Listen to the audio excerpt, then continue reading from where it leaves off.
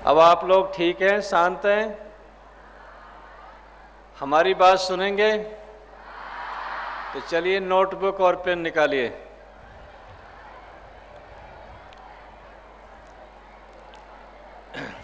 सभी लोग नोटबुक और पेन अपने हाथ में रखिए। आपको अगर सब लोग अच्छा विद्यार्थी बनना चाहते हैं, वेरी गुड, तो आप लिखिए अच्छा विद्यार्थी बनने के लिए जीवन में 3 चीज होना चाहिए। लिखिए number 1 competent, number 2 commitment, number 3 performance. Number 1 competent, number 2 commitment और नंबर 3 परफॉर्मेंस।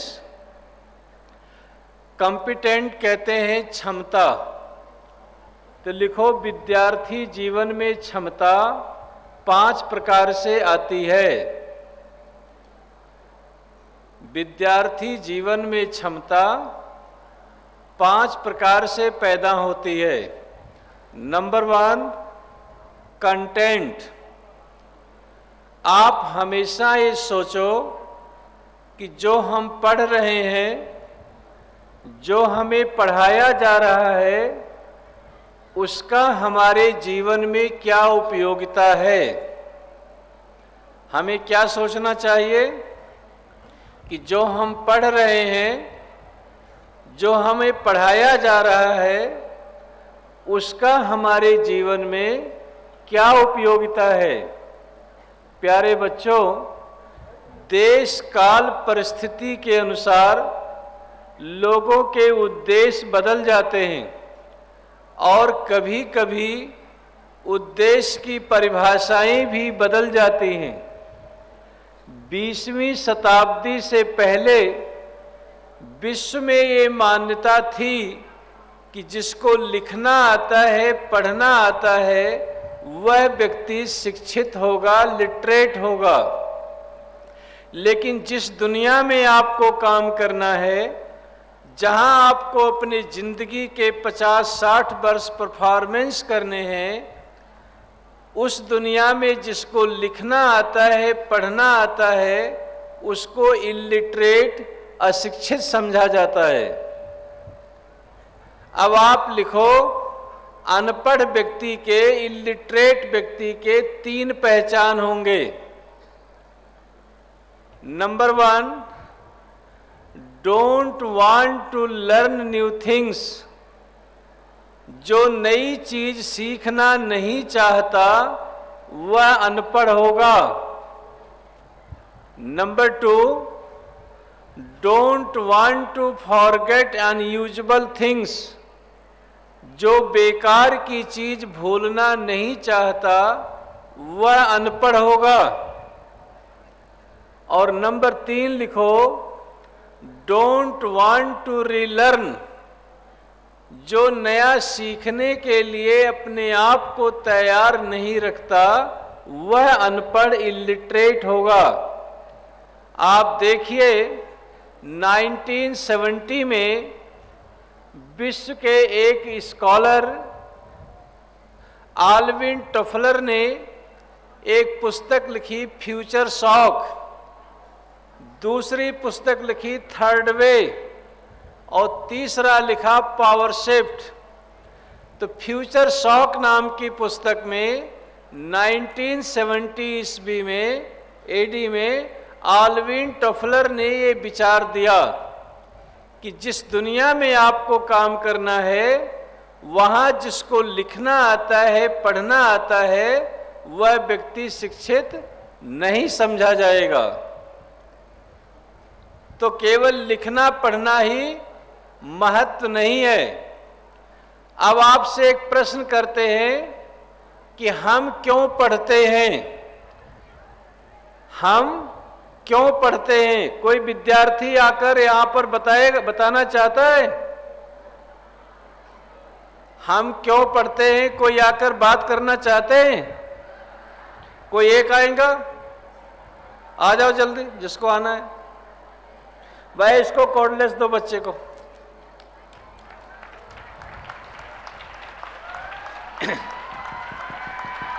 और बिल्कुल एक गलत बात, ये आप समझ रहे हैं जितना मैं सुबह से शांत हूं, इसका आपकी मस्ती में देख रहा हूं, इधर ड्रामा कर रहे हैं, ये कल से नहीं चलेगा।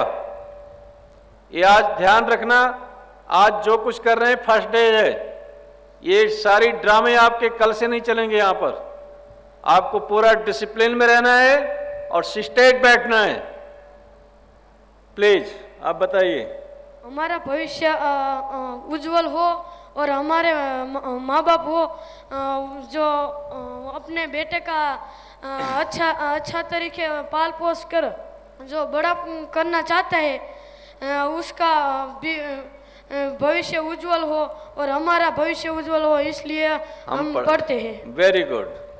आपने अपने विचार इस प्रकार से दिए कि अपने फ्यूचर को अच्छा बनाने के लिए, लेकिन 1996 में इस वर्ल्ड के 196 कंट्री के विचारशील प्रोफेसर न्यूयॉर्क में एकत्रित हुए और जिस ऑर्गेनाइजेशन के तहत एकत्रित हुए उसका नाम था यूनेस्को। यूनेस्को के अंदर 196 कंट्री के विचारशील प्रोफेसरों ने 1996 में एक क्वेश्चन किया कि हम क्यों पढ़ते हैं, तो उन्होंने आपकी तरह उत्तर नहीं दिया। उन्होंने इस विषय में 3 दिन तक सोचा, 3 दिन तक चिंतन किया और 3 दिन चिंतन करने के बाद उन्होंने 4 लाइन में उत्तर दिया। आप लिखिए। नंबर 1, लर्निंग टू नो, ज्ञान अर्जन करने के लिए हमें विद्या सीखनी चाहिए। अब प्रश्न उठता है ज्ञान हमको कहां से मिलता है, तो आप लिखिए मानव जीवन में ज्ञान 5 जगह से मिलते हैं। आप लिखिए हमें ज्ञान 5 जगह से मिलते हैं। सबसे पहला ज्ञान हमको फैमिली एजुकेशन, अपने माता पिता परिवार से ज्ञान मिलता है। मानव जीवन की सबसे पहली टीचर जन्म देने वाली माँ होती है। जितना ज्ञान हमको अपनी माँ से मिलता है उतना दुनिया की और कोई पुस्तक किताब से नहीं मिलता है। आप दूसरी बात लिखिए, दूसरा ज्ञान हमको सोसाइटी समाज से मिलते हैं।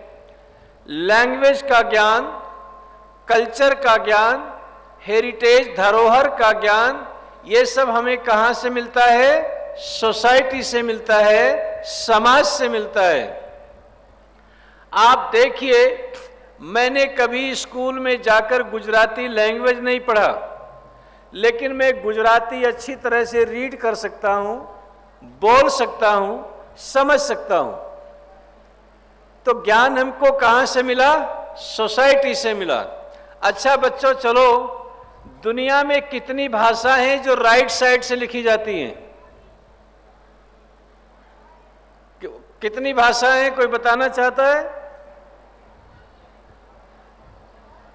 आज ये भी लिख लो, 5 लैंग्वेज ऐसी हैं जो राइट साइड से लिखी जाती हैं और बाकी जितनी भी लैंग्वेज हैं वो लेफ्ट साइड से लिखी जाती हैं। सबसे पहले नंबर 1 हिब्रू, सेकंड अरबी, थर्ड फारसी, फोर्थ सिंधी, फिफ्थ उर्दू। ये 5 लैंग्वेज ऐसी हैं जो राइट साइड से लिखी जाती हैं और बाकी दुनिया की लैंग्वेज लेफ्ट साइड से लिखी जाती हैं। लेकिन लैंग्वेज का ज्ञान, कल्चर हेरिटेज का ज्ञान, सिविलाइजेशन की नॉलेज, ये हमें कहाँ से मिलती है? सोसाइटी से मिलती है। तीसरा ज्ञान हमको मिलता है, लिखो, करिकुलम। पाठ्यक्रम से, सिलेबस से, स्कूल और कॉलेज में पढ़ने से।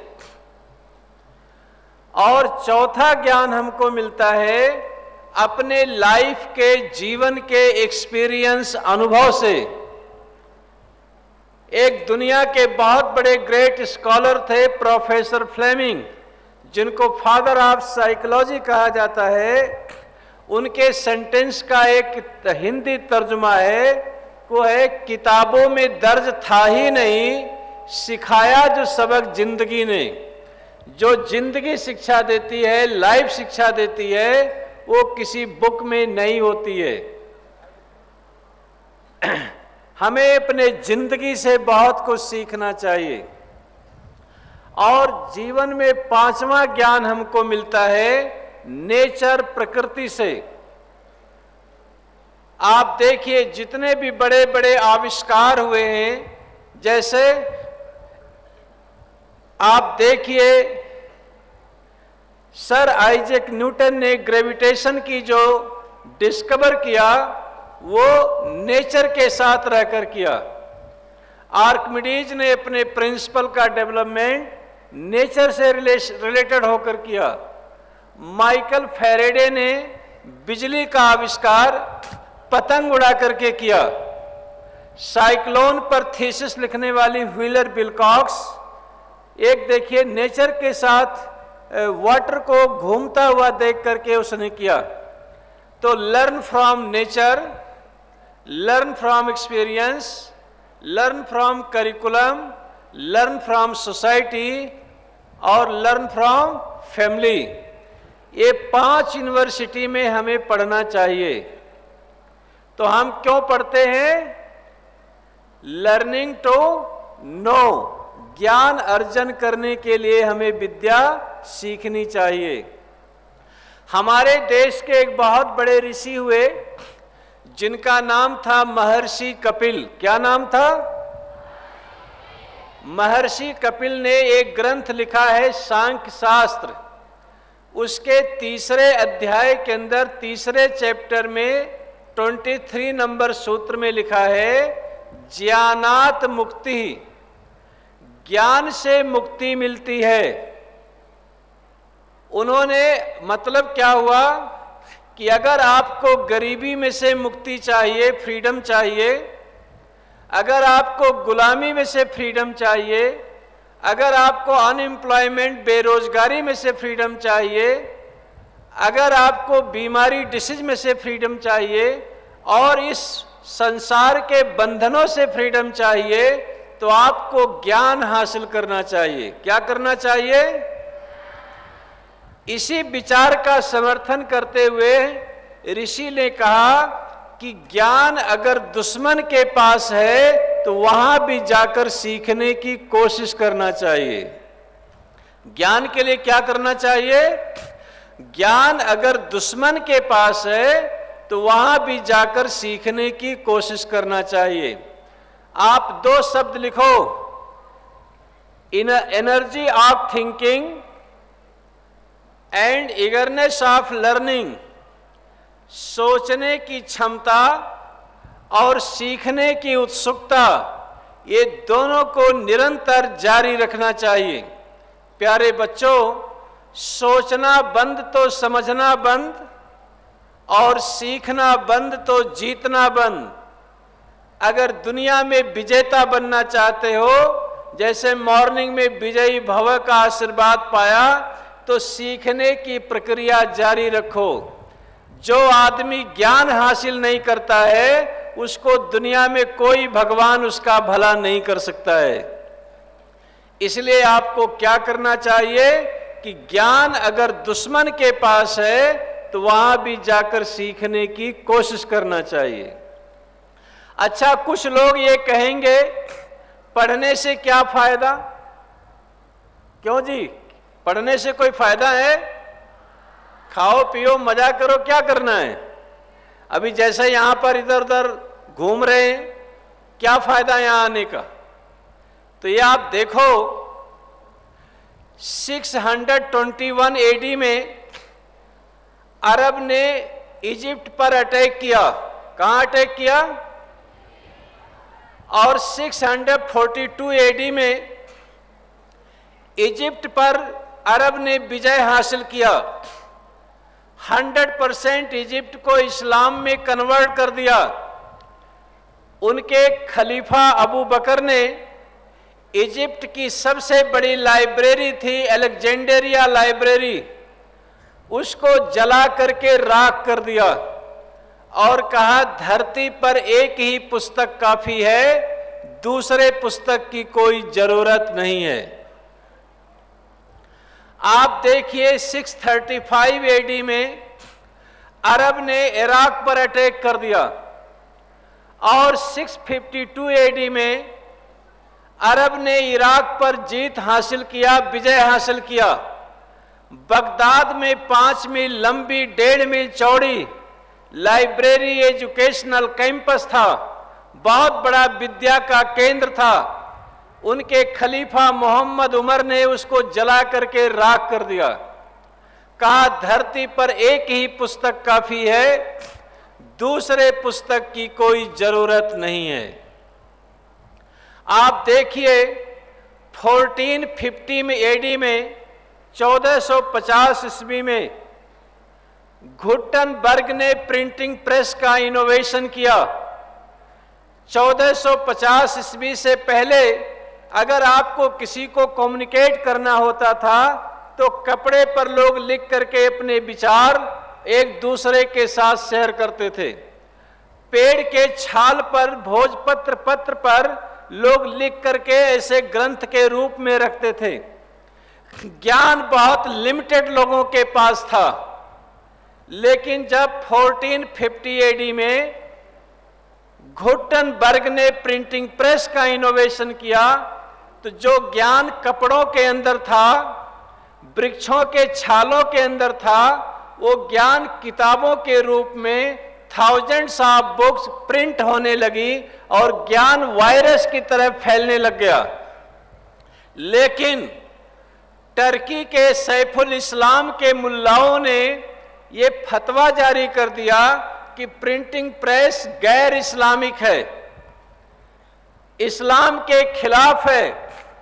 तो 250 वर्ष तक, 250 वर्ष तक, 250 ईयर्स तक इस्लामिक स्टेट में प्रिंटिंग प्रेस को इंट्रोड्यूस नहीं किया गया। तो परिणाम क्या निकला कि यूरोप के लोग ज्ञानवान बनते गए और अरब के लोग ज्ञान से दूर होते चले गए। जब अरब के पास ज्ञान था तो उन्होंने 600 बरस तक स्पेन पे राज किया, लेकिन जब वो ज्ञान के दुश्मन बन गए, अकल के दुश्मन बन गए, तो फिर वो लोग कुछ नहीं कर पाए। 1932 में जब दुनिया को ये पता चला कि अरब के पास दौलत का खजाना है, डीजल है, पेट्रोल है, बसरा में मोती की खाने हैं, तो उनकी पुस्तक में नहीं लिखा था डीजल कैसे निकाले जाएं, पेट्रोल कैसे निकाले जाएं। उनको वहीं जाना पड़ा जिसके पास ज्ञान था।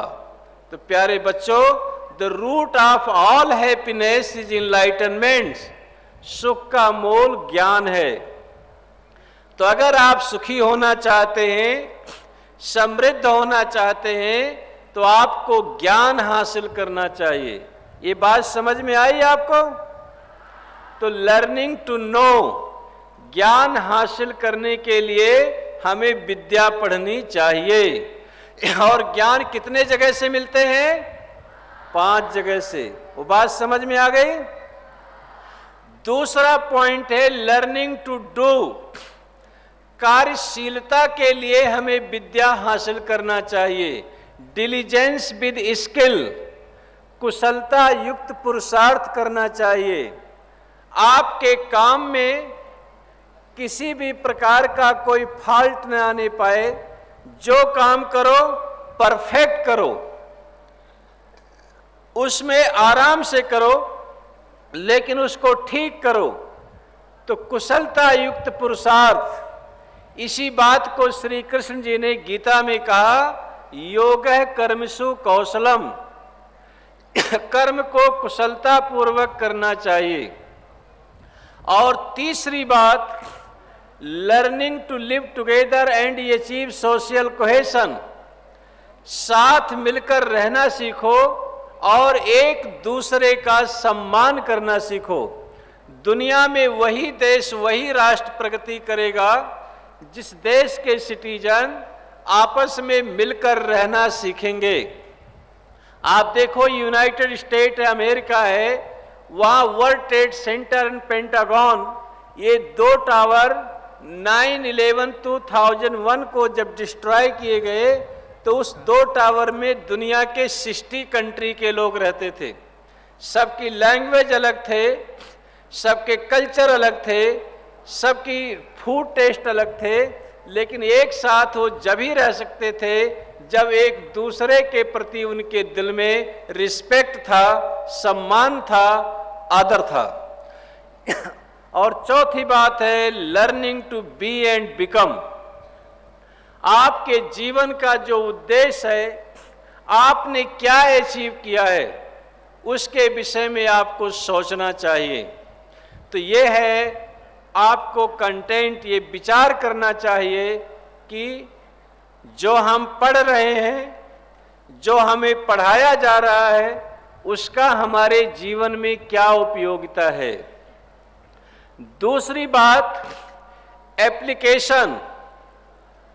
आपको हमेशा ये सोचना चाहिए कि जो ज्ञान हमने सीखा है, जो ज्ञान हमें सिखाया गया है, उसका हमें उपयोग करना आता है या नहीं आता है। अच्छा प्यारे बच्चों, आप लोग परीक्षा में पास होना चाहते हो, फेल होना चाहते हो?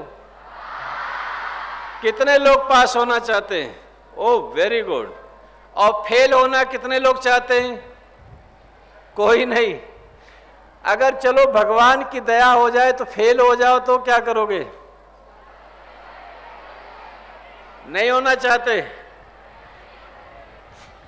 फेल होना कोई क्राइम नहीं है, ये आप समझ लो। अभी ऑनरेबल मिश्रा जी कह रहे थे, थॉमस अल्वा एडिसन का जिक्र कर रहे थे, किया था। थॉमस अल्वा एडिसन वो जिंदगी में एक बार फेल नहीं हुए, 10 बार फेल नहीं हुए, 100 टाइम फेल नहीं हुए, वो अपने लाइफ में 3000 टाइम्स फेल हुए। कितने बार फेल हुए? 3000 बार फेल हुए। जब वो उनके टीचर ने कह दिया ही इज मोरॉन, ये मंद बुद्धि का है, तो उनकी मदर ने उनको एजुकेट किया। लेकिन दिन में वो खेलते थे, रात को केरोसिन जलाकर जब वो पढ़ते थे तो उनकी माँ उनकी पिटाई करती थी कि दिन में आप तो टाइम वेस्ट करते हो और शाम को केरोसिन जलाकर पढ़ना पड़ता है, तो ये सेंट डॉलर कहाँ से आएंगे। उन्होंने सोचा कि मैं एक दिन ऐसा काम करूंगा कि जो लोगों के आंखों से अंधेरा दूर हो सके, और लोगों के आंखों से अंधेरा दूर करने के लिए हम एक ऐसा फिलामेंट बनाएंगे जिसमें विद्युत का प्रवाह हो, रोशनी दे, लेकिन वो डिस्ट्रॉय ना हो। अर्थात हम बल्ब का आविष्कार करेंगे। बल्ब का आविष्कार करने के लिए उन्होंने 1 टाइम 2 टाइम नहीं, 3000 टाइम्स वो फेल हुए। और जब 3000 बार फेल हुए तो लोग ने उनका बड़ा क्रिटिसिज्म शुरू किया और कहा इसके टीचर ने तो बचपन में लिख दिया था ही इज मोरॉन, ये मंद बुद्धि का है, इसको ये लोगों को बेवकूफ बनाता है। लेकिन उनके मित्र एडलस स्टुअर्ट उनके पास आए, उन्होंने कहा माय डियर फ्रेंड, आप 3000 टाइम्स फेल हो चुके हैं, अब आप कुछ नया काम करिए जिसे अपनी लॉस क्रेडिबिलिटी को वापस ला सके। तो थॉमस अल्वा एडिसन ने उत्तर दिया, माय डियर फ्रेंड, मैं 3000 बार फेल नहीं हुआ हूं। तो उसने कहा, बड़े आश्चर्य से पूछा, व्हाई? उन्होंने कहा, मैंने 3000 ऐसे तरीके की खोज की है जिससे बल्ब नहीं बन सकता है। मैं 3000 बार फेल नहीं हुआ हूं। मैंने ऐसे 3000 तकनीकी की खोज की है जिससे बल्ब नहीं बन सकता है। अब मैं एक और तरीके की खोज करूंगा जिससे मैं बल्ब बना सकूं, और अगर मुझे सफलता नहीं मिलेगी, दूसरा कोई व्यक्ति इस पर काम करेगा, तो हमारे इन 3000 गलतियों से शिक्षा लेकर अपने काम की शुरुआत करेगा। Failure is not crime, fail होना कोई क्राइम नहीं है। तो प्यारे बच्चों, जिंदगी में हमें ये होपलेस होने का सोच छोड़ देना होगा और नई उम्मीद के साथ हमें काम करना होगा। तो learning to do, learning to know तभी सार्थक होंगे। एप्लीकेशन, आप हमेशा समझेंगे कि जो ज्ञान हमने सीखा है, जो हमें सिखाया गया है, उसका उपयोग करना आता है या नहीं आता है। तीसरी बात, इवैल्यूएशन, ज्ञान को हमेशा जांचना परखना चाहिए। मैं भाषण दे रहा हूं कि आप लिख भी रहे हैं, सुन भी रहे हैं, आपके हाथ तो चल नहीं रहे। मैं कोई रामायण भागवत की कथा तो आपको सुनाने बैठा नहीं हूं। आपको लिखने आता है, नहीं लिखने आता है? कानों से सुनी हुई बात कभी भूल जाते हैं, लिखी हुई बातें लंबे समय तक याद रहती हैं। तो इसको आप नोट करिए। तो आप देखिए, ज्ञान को हमेशा जांचना परखना चाहिए। हमारे देश के एक बहुत बड़े ऋषि थे जिनका नाम था महर्षि पतंजलि। महर्षि पतंजलि ये समझाते थे कि चतुर्भि प्रकारैः विद्या उपयोगिता भवति, आगम कालेन, स्वाध्याय कालेन, प्रवचन कालेन, व्यवहार कालेन। विद्या की उपयोगिता 4 प्रकार से होती है। नंबर 1, आप किसी टीचर के पास बैठकर ज्ञान को सीखें। दूसरी बात, आपने यहां जो भाषण सुना कई लोगों का सुबह से, सुना नहीं सुना? तो आपने क्या करना है कि शाम को जब आप सो तो अपने रूम में जाकर सोचो कि जो इन्होंने बताया है वो सही बताया है या गलत बताया है। प्रश्न करना शुरू करो, और जो इंसान प्रश्न करना बंद कर देता है वो अपने मस्तिष्क में ताला लगा देता है, विकास के दरवाजे बंद कर देता है। तो हमें ऑर्थोडॉक्सिस नहीं होना चाहिए, ब्लाइंड फेथ नहीं रखना चाहिए। हमें अपने ब्रेन को जागरूक करने के लिए हर टाइम, हर वक्त क्वेश्चन करना चाहिए। तो आप सोचो कि इन्होंने जो बताया है सही बताया है या गलत बताया है। ये बता रहे ऐसा होता तो क्या होता। तो आपके मन में जो डाउट हो अपने दोस्तों के साथ डिस्कशन करो। उसके बाद जिन्होंने बताया है उनसे पूछो, ये उनसे समझने की कोशिश करो। तो अध्ययन मनन पहला है अध्ययन काल, और दूसरा है मनन काल, और तीसरा जो प्रश्न पैदा हुआ है उस पर डिस्कशन, डिबेट करो, उसे कहते हैं चिंतन काल। अध्ययन मनन चिंतन के बाद जो ज्ञान हासिल हुआ है उसका इंप्लीमेंट करने के लिए, एप्लीकेशन करने के लिए प्रयास करना चाहिए। अच्छा, एक प्रश्न मैं आपसे पूछूं, आप लोग अपने टीचर का सम्मान करते हैं या नहीं करते हैं? सभी लोग? Very good. आप लोग अपने टीचर की बात मानते हैं या नहीं मानते हैं? जो बताएं वो मान लेते हैं? यही आपकी मूर्खता की निशानी है। हमें अपने टीचर का सम्मान करना चाहिए, ये बात बिल्कुल ठीक है, लेकिन जो बात टीचर बताएं वो बात मानना नहीं चाहिए, क्योंकि कोई भी व्यक्ति अंतिम विद्वान नहीं होता। किसी के पास ज्ञान का सर्वश्रेष्ठ स्रोत नहीं होता। आपको हमेशा ये सोचना चाहिए कि हमारे टीचर के पास जितना नॉलेज था उन्होंने हमें समझाया, इससे आगे और क्या है और आगे इनोवेशन क्या करना है, अपने मस्तिष्क को डेवलप करो। सर आइजैक न्यूटन ने अपने टीचर से पूछा कि पेड़ से फल जमीन पर क्यों गिरते हैं। अगर उन्होंने टीचर की बात मान लिया होता तो ग्रेविटेशन का डिस्कवर कर पाते। व्हीलर विल्कॉक्स ने पूछा कि वॉश बेसिन में पानी जब हम खोलते हैं तो होल में घूमता हुआ क्यों जाता है। अगर वो टीचर की बात मान लेती तो साइक्लोन पर थीसिस लिख सकती। तो हमें अपने टीचर का सम्मान करना चाहिए, लेकिन उनके ज्ञान के प्रति हमेशा शंका रखना चाहिए, क्योंकि कोई भी व्यक्ति अंतिम विद्वान नहीं होता। ये बात समझ में आई आपको? तो ज्ञान का इवैल्यूएशन हमेशा जांचना परखना चाहिए। अच्छा, एक आपसे कहा था सब लोग परीक्षा में फर्स्ट आना चाहते हैं, पास होना चाहते हैं, सभी लोग राजी हैं।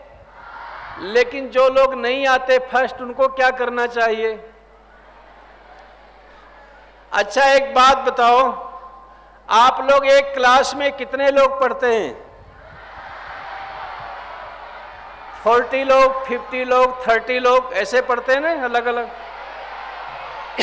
चलो, वेरी गुड, थैंक यू।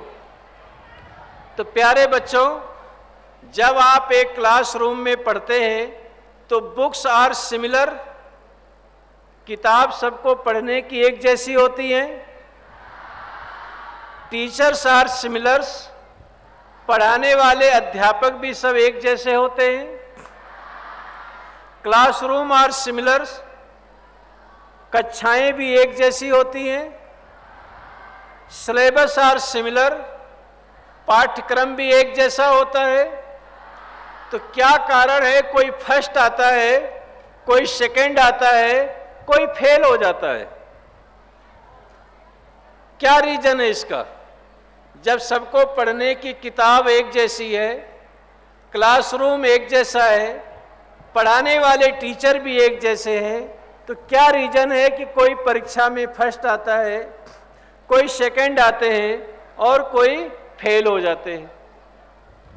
तो आप लिखिए, आप कहेंगे कि इनके पास ज्ञान ज्यादा है। अभी दुनिया के एक बहुत बड़े बुद्धिमान इंसान स्टीफन हॉकिंस का नाम सुना आप लोगों ने? उन्होंने एक पुस्तक लिखी है, चैलेंज टू इम्पॉसिबल, 125 पेज की छोटी सी पुस्तक है। आपको लेकर उसे पढ़ना चाहिए। उन्होंने बताया कि देखो, मैं मुख से बोल नहीं सकता, इसलिए टीचर से मैं कोई क्वेश्चन नहीं कर सकता था। मैं कान से सुन नहीं सकता, इसलिए मैं टीचर की कोई बात समझ नहीं सकता था। लेकिन उन्होंने इंटरनल प्योरिफिकेशन किया, क्यूरियोसिटी रखी और ज्ञान के उस चरम सीमा को प्राप्त किया जहां उनकी जाने की इच्छा थी। तो प्यारे बच्चों, आपको अच्छा ज्ञानवान बनने के लिए 4 टाइप का प्रैक्टिस करना चाहिए। किस टाइप की प्रैक्टिस करना चाहिए? लिखो इसको, अब कौन सी प्रैक्टिस करना चाहिए। नंबर 1, क्लासरूम में 2 मिनट पहले पहुंचना। ये जिंदगी की पहली प्रैक्टिस है। आपको समझ में नहीं आ रही? तो पहली प्रैक्टिस है क्लासरूम में 2 मिनट पहले पहुंचना। जब आप कोई भी काम पे आओ, सुबह पीटी के समय आते हो तो आपको उठाना पड़ता है। ये तो आप आलसी, आपको उठाने वाले भी आलसी, 2 आलसी भाई भाई मिल गए। अब दोनों को एक्टिव होना पड़ेगा, और नहीं तो डंडे की मार पड़ेगी। मालूम है? आप लोग बीमार पड़ते हैं, किसी को बीमारी लगती है, ताव आता है, मम्मी की याद आती है, तो जिसको बीमार पड़ेगा, मम्मी की याद आएगी, उनको 100 बार उठ बैठ लगाना पड़ेगा कान पकड़कर, और नहीं तो 100 डंडे की मार खानी पड़ेगी। अब आप बॉर्डर पे तैनात हो और आपको दुश्मन अटैक कर रहा है, आपको और मेरे को ताव आ रही, तो आपको कुचल करके वो राज करेंगे। शक्तिशाली व्यक्ति दुनिया में राज करते हैं, बहाना बनाने वाले लोग गुलाम बनते हैं, कमजोर होते हैं। इसलिए कभी बहाना नहीं बनाना चाहिए, कमजोर नहीं बनना चाहिए। इसीलिए जो बीमार पड़ेगा, हमारा नारा क्या होगा? बीमारी को हम लगते हैं, बीमारी हमें नहीं लगती। ठंड को हम लगते हैं, ठंड हमें, और जो कहता हमको ठंड लगती है, बीमार पड़ते हैं, उनको 100 डंडे की मार अब कल से पड़ेगी और 100 बार उठ बैठ लगाना पड़ेगा। ये बात आप ध्यान में रखो, कोई अब इसमें नहीं चलने वाला है, पूरा उसको फॉलो करना पड़ेगा। तो इसलिए बीमार नहीं पड़ना है। बीमार पड़ोगे, जो कमजोर होते हैं, कायर होते हैं, वो बीमार पड़ते हैं। बहादुर आदमी कभी बीमार पड़ते हैं? आप शेर बच्चे हैं, कमजोर बच्चे हैं, तो शेर कभी बीमार पड़ता है? वो दुश्मन के पास जा कहता हमको दवा दे दो, हाँ, वो ठंड लगती है कभी? और तमें न ठंड लगना है और न में बीमार होना है। बात समझ में आए? इसलिए 2 मिनट पहले समय से पीटी में पहुंचना है और यहाँ पंडाल में आना है। और अपने घर जाकर क्लासरूम में 2 मिनट पहले पहुंचना है। तो जिंदगी की पहली प्रैक्टिस, क्लासरूम में 2 मिनट पहले पहुंचना। दूसरी प्रैक्टिस, टीचर की बात को कंसंट्रेट होकर सुनना। अभी यहां बता रहे थे ऑनरेबल पार्थसारथी साहब, आप मजे ले रहे थे। इनको बात सुनने के लिए, समझने के लिए बड़े बड़े लोग वहां डिबेट में बैठते हैं। इनके ज्ञान का, इनके सुझाव का अहमियत होता है और आप वहां पर मजे ले रहे थे। इसलिए जो भी बात बताई जाए उसको कंसंट्रेट होकर के सुनना।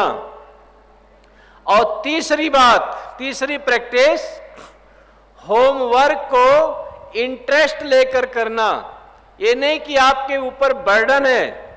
अभी यहां पर आए सुबह कुछ लोग कहें हमारा वाइबा है, तो उनको कल नहीं पता था वाइबा है। ये इतने फ्रॉड झूठ बोलते हैं, वो सोचते हैं क्या समझ में आती है। इसलिए यहां से बिल्कुल अपने आप में बर्डन नहीं समझना, हमें काम करने में खुशी मिलना चाहिए। बात समझ में आई आपको? तो तीसरा काम, प्रैक्टिस, अपने होमवर्क को इंटरेस्ट लेकर करना। और चौथी प्रैक्टिस लिखो कि जो हमें कल करना है, कल पढ़ना है, उसका प्रैक्टिस, प्रिपरेशन आज से हमें तैयार कर देना, तैयारी करनी है। कल पढ़ना है, उसे हमें आज पढ़ना है। तो अगर ये 4 टाइप की प्रैक्टिस करेंगे तो आप कभी भी जिंदगी में पीछे नहीं हटेंगे और हमेशा सक्सेस रखेंगे। तो ये हुआ आपका इवोल्यूशन। अभी ताली बजाने के लिए किसी ने बताया है, किसी ने सलाह दिया आपको? फिर क्यों आप ऐसा करते हो? किसी डॉक्टर ने एडवाइस तो नहीं दिया ना आपको? चौथी बात लिखो, रिमीडिएशन, गलती को सुधारने की क्षमता। जो विद्यार्थी, जो व्यक्ति अपने गलती को छिपाता है, वह अपने जिंदगी को बर्बाद करता है। तो हमें अपने गलती को छिपाना नहीं चाहिए, हमें अपने गलती को सुधारने का प्रयास करना चाहिए। गलती को छिपाना अपने जिंदगी को तबाह करना है, तो गलती को छिपाना नहीं चाहिए, गलती को क्या करना चाहिए? सुधारना चाहिए। इस पर हम बहुत सी बात कर सकते हैं, लेकिन अभी आपको 5:05 हो गए। आगे चलाएं कि बंद कर दें? नहीं, बिल्कुल नहीं, अब यहां बंद करना चाहिए। और बातें हम कल करेंगे। हमें टाइम का ख्याल रखना चाहिए। और पीछे से बच्चे उठ रहे हैं, उनको बिल्कुल नहीं, ये ऐसा नहीं चलेगा। अब आप पीछे फोर्स के लोग बैठिए वहां पे, ये ड्रामे अब बंद होंगे। आज आपको काफी लिबर्टी मिली है, पहला दिन था, कल से आपको टाइम टू टाइम पालन करना है।